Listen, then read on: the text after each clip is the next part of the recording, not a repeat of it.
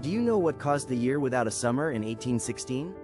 Mount Tambora in Indonesia erupted on April 10, 1815. The eruption killed 71,000 people and disrupted life worldwide. The massive eruption sent ash into the stratosphere.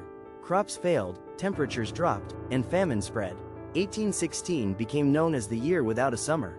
The deadliest volcanic eruption in recorded history shaped our world.